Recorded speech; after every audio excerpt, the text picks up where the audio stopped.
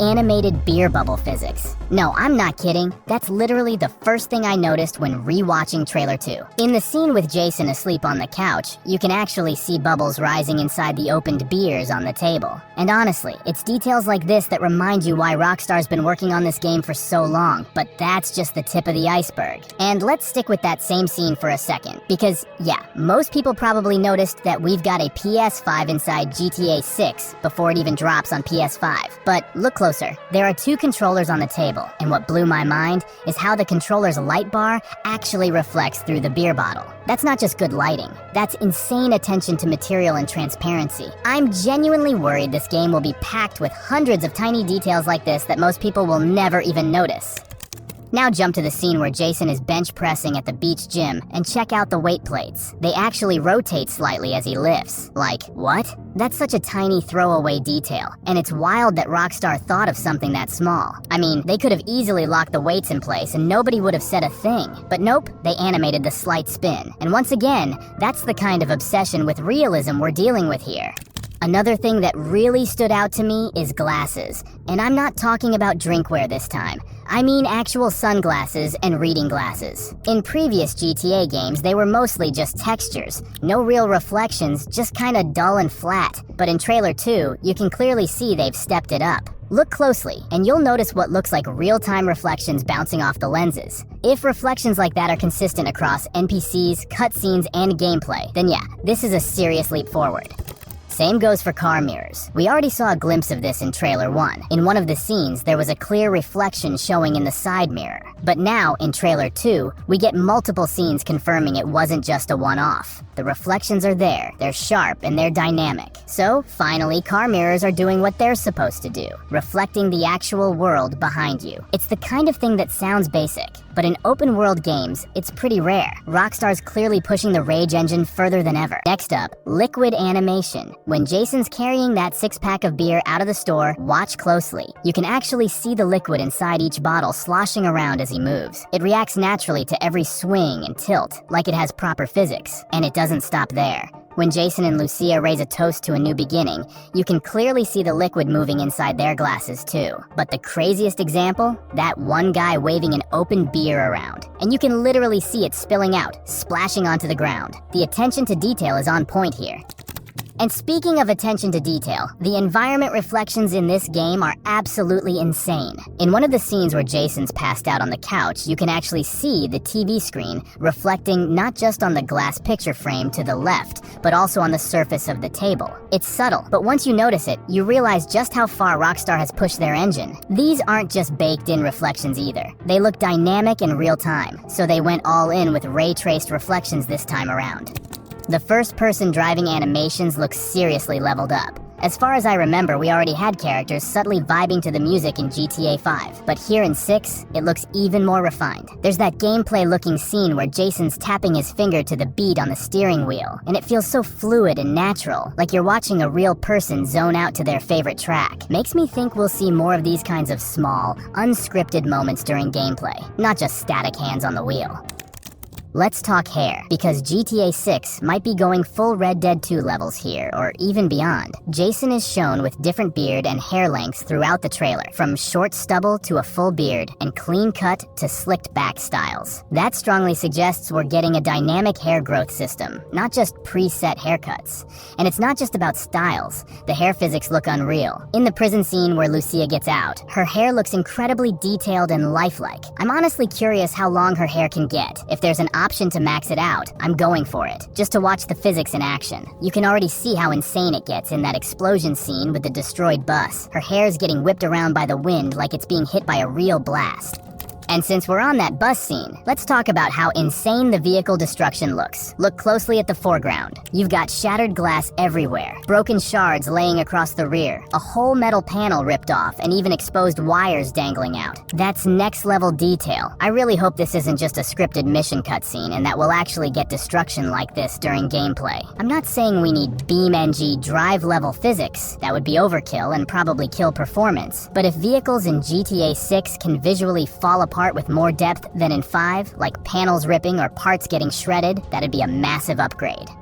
Now, let's get into body variation and the possible return of gym mechanics. In that beach scene we mentioned earlier, Jason's benching 270 pounds like it's nothing, and Lucy is throwing kicks in what looks like an underground fighting club. All signs are pointing to the return of the muscle-fat stamina system from San Andreas, but probably way more advanced this time. Some people are already speculating that Jason and Lucia's physiques actually changed throughout the trailer, but honestly, it's hard to say for sure, since their outfits vary a lot and can mess with how their bodies look. But still, the fact that Rockstar is showing this kind of physical activity on screen makes it feel very likely we'll be able to bulk up or slim down based on how we play. Another detail worth pointing out, Lucia's wearing an ankle monitor in every single scene she appears in. That could mean she's on parole or house arrest early in the story, and it might actually limit her freedom at the start of the game. Kinda like how earlier GTA games used to lock off parts of the map until you progressed far enough. Maybe with Lucia, you'll have mission or movement restrictions for a while, but Jason, being free, could still explore Leonida without limits. It's a cool mechanic if they actually go through with it, especially if it creates a bit of contrast in how the two characters experience the open world. And let's talk drive-bys, because they've clearly been upgraded. In one scene, Jason leans out of the car window while using his weapon. It looks so much smoother and more cinematic compared to GTA 5's pretty basic side-shooting animation. Funny enough, this actually feels like a throwback to GTA 4, which had similar leaning animations during shootouts. It's nice to see Rockstar bringing that back, but this time with way more polish. And hopefully, this isn't just for cutscenes. Here's one of those tiny details most people probably missed, but it's kind of wild. A Reddit user pointed out that the jet contrails in one of the shots might actually be super accurate. At first glance, it looks off. The plane's flying low, landing gear still down, and yet it's leaving a vapor trail, which usually only happens at high altitude. But after digging into it, it turns out this is legit. In humid coastal areas like Florida, if a jet is climbing right after takeoff or coming in for landing, the exhaust can hit a layer of cool, moist air and still leave a visible trail, even just a few thousand feet up. It's one of those insane regional realism details that Rockstar definitely didn't have to include. But they did anyway. Something else I've been thinking about. Could getting a tan actually be a thing in GTA 6? Jason doesn't always seem to have the exact same skin tone in every shot, and that might not just be lighting. We already had sunburn mechanics in RDR 2, so Rockstar clearly knows how to mess with skin effects based on environmental exposure. Considering how much time we'll probably spend shirtless in the Florida sun, it wouldn't be surprising if they added some kind of tanning system. Yeah, we all expected GTA 6 to have better textures than 5. That's a given, but it's the tiny things that really blow my mind. Like this one. Someone noticed that on one of the cash registers, the number 9 is actually more worn out than the other digits. And that makes total sense. Most prices end in .99, so the 9 would be pressed way more often. That's such a crazy level of detail. The amount of animals in GTA 6 is actually wild compared to previous games. The trailer is packed with them. There's a raccoon digging through trash, an iguana chilling near Jason's house, tons of birds everywhere, and even a red python that might actually be Jason and Lucia's pet. There's also something that looks like a capybara, a Doberman, and then, yeah, whatever these are. The super jacked swan pool toys. Okay, those don't count, but still. The variety of animals already makes the world feel much richer than any GTA before. Now on the flip side, if you were expecting every single building to be enterable in GTA 6, yeah, that's probably not gonna happen. At least not based on what we saw in Trailer 2. I noticed a few spots using parallax interiors. Those are fake 3D illusions that make it look like there's depth behind windows, but it's really just a flat texture reacting to the camera angle. It's a trick we've seen in games before. I'm not saying that's a bad thing. We'll likely still get tons of real interiors to explore, but definitely not every building is going to be open.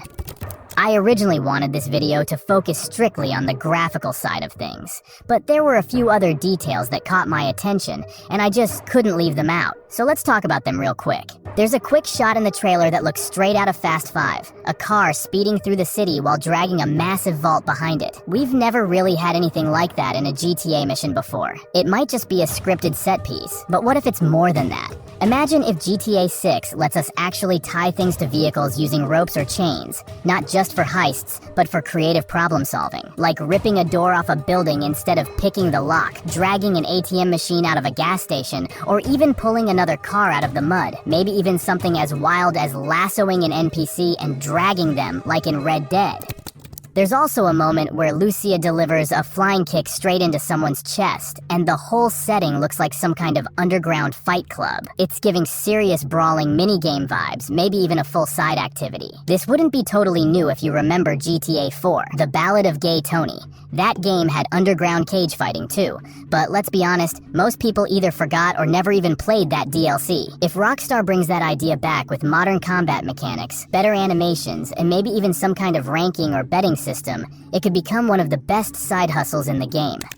Something that really stands out in Trailer 2 is how much social media seems to be woven into the world. You've got scenes where characters are filming themselves, others going viral, even what looks like live streams during chaos. It feels like your actions might not just catch the attention of the cops, but also the internet. That could open up a whole new system. Maybe the more you go viral, the more heat you attract, or maybe it affects your notoriety, unlocks, or mission paths. It's definitely something we've never seen in a GTA game before, and it fits perfectly with the modern-day setting. Another subtle but exciting detail, both Lucia and Jason are seen wearing what looks like iFruit branded AirPods. Lucia wears them in one of the official screenshots, and Jason's rocking a pair while bench pressing on the beach. This could finally mean we'll be able to listen to the radio outside of vehicles, similar to how it worked in Watch Dogs. Michael had earbuds in one of the GTA 5 missions too, but we couldn't actually use them in gameplay. It was just a one-time thing for that cutscene. Hopefully this time Rockstar goes all in. Being able to vibe to your favorite station while walking around Leonida would be such a vibe. In the final shot of the trailer, when Lucia and Jason are driving off in their red Tulip against the sunset, take a close look at the passenger side door. It has a completely different color than the rest of the car. In Trailer 1, that same car had matching doors, so this might be a hint at something deeper. Could we be getting panel swapping or more detailed respray options? Maybe even damage-specific repairs, where you only fix or repaint certain parts instead of the whole car. Vehicle details in GTA 6 are on another level. Just look at the tire tread. In one shot, you've got this insanely detailed all-terrain pattern, and in another, a completely different off-road variant, and a hitch ornament attached. It's the kind of stuff that shows they're not just reusing same variants of vehicles anymore. And then there's the red Benz. With its oversized rims, it looks like you'll be able to donk out almost any car, maybe with Midnight Club level rim size options.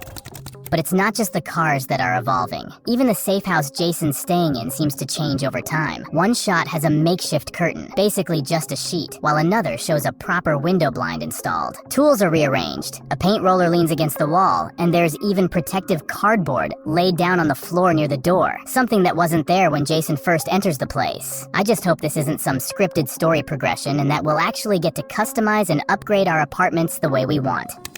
So what do you think? Did Rockstar actually cook this time? Is this level of improvement over GTA 5 enough to blow your mind? Or is there something you still think they're missing? And if you spotted any tiny details I didn't cover today, drop them in the comments down below.